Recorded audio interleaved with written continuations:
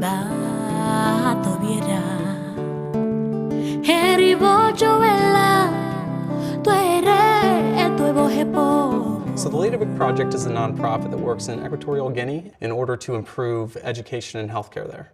We are called the Ladybug Project because ladybugs are a sign of good luck.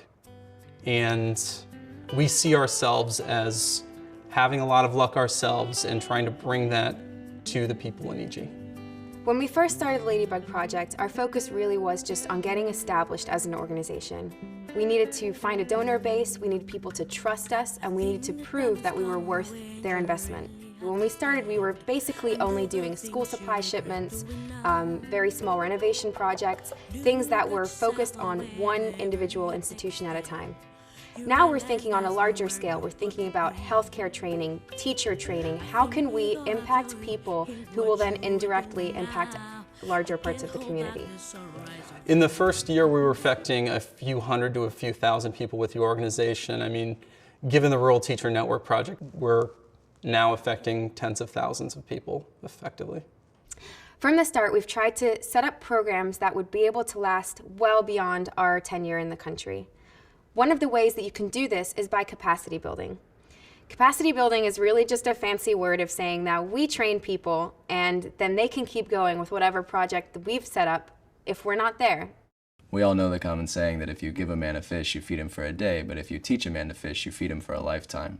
Our work here is very similar to that, but more difficult, more complicated, and it takes a very long time to do effectively. Having people on the ground full time has dramatically improved what the Ladybug Project can do. It has led to a growth in our network amongst government officials, amongst local teachers, and we're now a household name in the capital. When people hear about the Ladybug Project, they know what we're doing. We managed to make a lot of impact with the funding that we have, but of course our impact could be larger if we had more resources. The programs that we're currently working on can be scaled up. If we can get more funding and more resources, we can increase the impact of the programs that we are already working on and that are already being successful. We target clinics and schools in rural areas because they have less access to supplies. But for the same reason that they have less access to supplies, it is difficult for us to get to them. So transportation is an issue and permitting is an issue, right? And those things just cost money. So that's the kind of thing we need money for, is to be able to reach those people who really need the help. With more funding, we'll be able to expand our Rural Teacher Network project to affect the 80,000 rural students in Equatorial Guinea and expand the research that we are doing and do new research projects in order to understand better what Equatorial Guinea needs. In starting this project and getting a donor base, I realized that for a lot of people it seems impossible to make an impact. People don't think they have the money or the time or the skills, but really everyone can make a difference.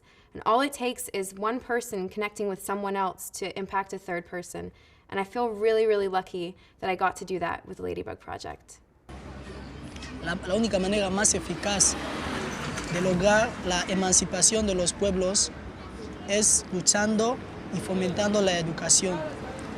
En nombre de muchos niños y niñas de mi país, quiero darles las gracias y animarles para que sigan luchando férreamente para construir un futuro mejor.